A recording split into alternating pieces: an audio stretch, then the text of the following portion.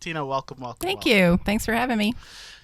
Of course. So Tina, right from the get, I like to just keep it simple. I have here written down origin story. So, who are you? Where are you from? And then how did you get from just a young Tina to Tina RN?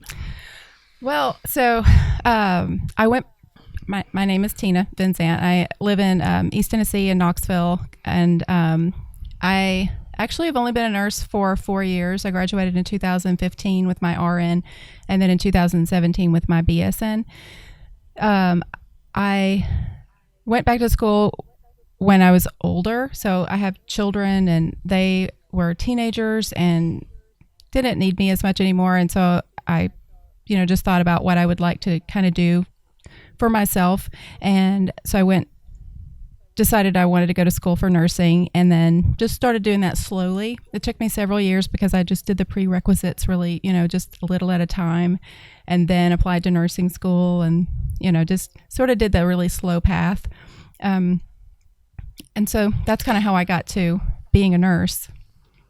Being nice. So that's super simple. But I want to know really who Tina is. Now, Tina, all right? You don't know who someone is unless you know where they're from. I want to know parents, how many siblings did you have? What was that life like when you were young? And when you were younger, did you always know nursing, or was nursing something that just Um, happened? so I am going to be honest with you. I have a little bit of a unconventional past. It's not. Oh, okay. So I was raised in foster care for most of my childhood. And then when I was 17, I was kind of on my own. So I had to kind of find my own way.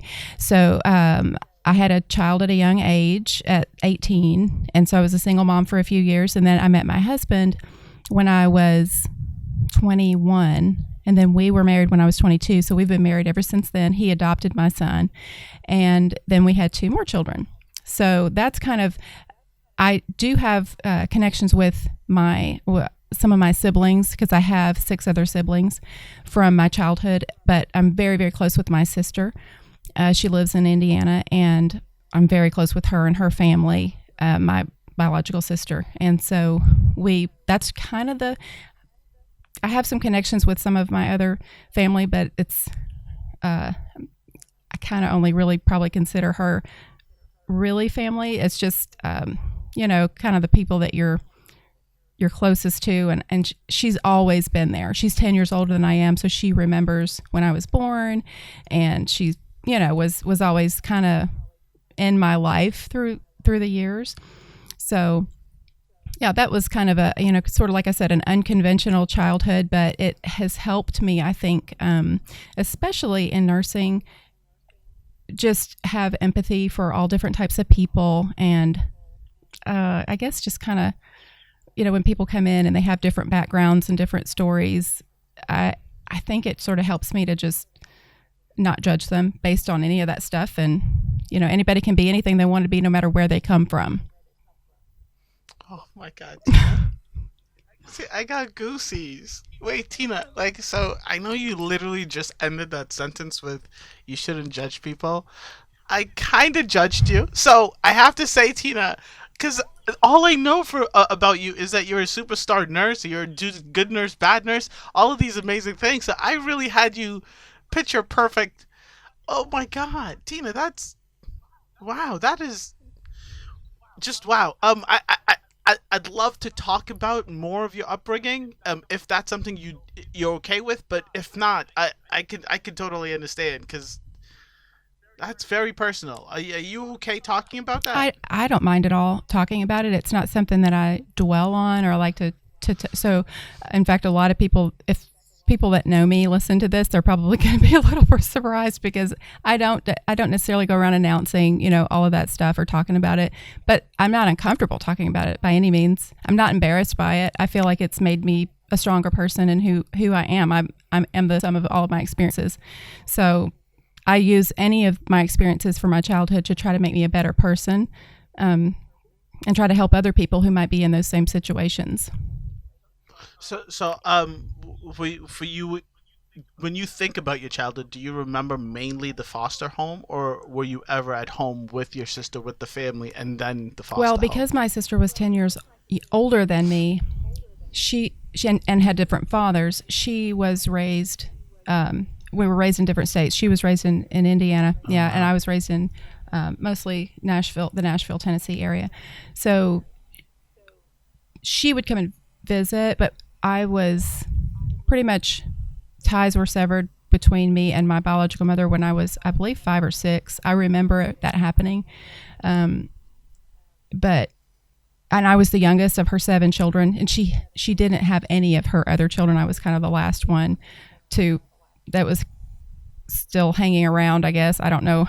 I guess the way it works is Yeah. if you have children and they get taken away or somehow taken care of by other people, and then you continue to have more children, they don't. I guess they don't automatic, or maybe this was a long time ago. They don't automatically come in and take that child. So, I suppose it takes a few years, or like I said, back then maybe it did. So yeah, I was probably 5 or 6, but I do remember her. I went when I was grown. I went back to find her and sort of developed. She had a lot of mental health issues, which is why she wasn't able to take care of the children that she had. So it took me a long time to process through all of that and not resent, not have bitterness, and finally forgive. It took me a long, long time. But I just, I've worked on it. She died in 2010 when she was 69. I'm so sorry. It's, she was just, I think she's probably better off, like in a better place because she was a very, tortured kind of person. So I feel like she's at peace now. That's really deep, and I have to say, like, that would be probably the most resentful causing situation like ever. Like I think it's super super self aware of you, super super emotionally tough of you to for you to do the seeking out, right? So you said you did the seeking out after time passed and after you took care of yourself. But that's huge. That's huge, Tina. That really is huge. Good for you. Okay, so when did you decide? How did you decide nursing was the thing? Because you said you had your kids and you were raising your kids, and you just recently became a nurse. How did that happen? When did it hit you, or did you always have a feeling nursing was the way forward? Um, I'm, I think it's so hard for me to remember that because it's sort of been a long process of a thought that was always sort of in the back of my mind. Even when I was younger and a young single mother, I kind of felt like I wanted to do that. But Mm, it felt impossible then. It just felt like, and it probably was. It was not time for me to do that at that time, but it was something I wanted to do. And then when I met my husband, um, he is sort of a, what am I trying to say?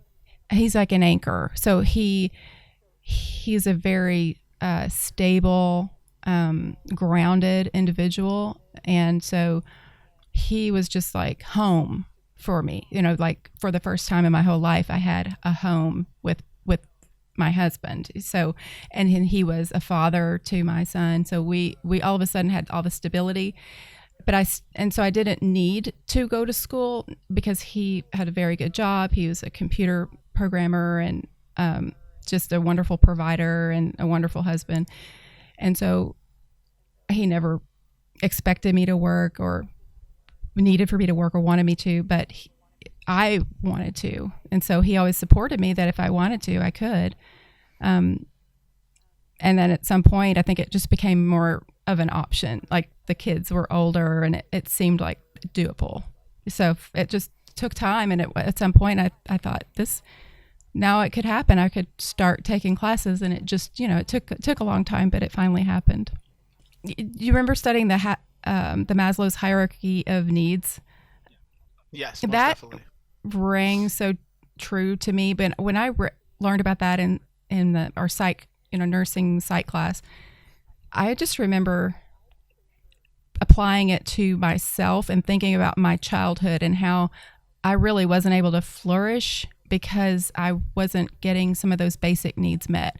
And so it helped me understand how important it is to give people the opportunity, everybody needs the opportunity to have those basic needs met.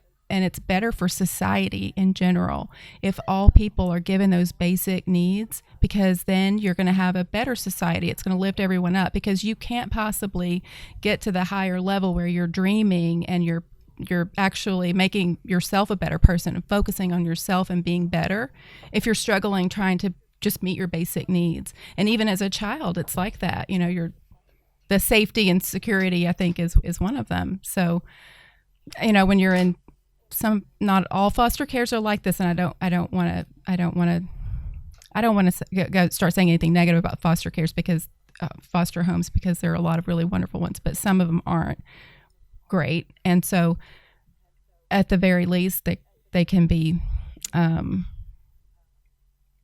not nurturing, I guess, you know. That is fair to say, the very least. I mean, I of course, like obviously, you're a perfect example of someone coming out of foster home and having a wonderful life.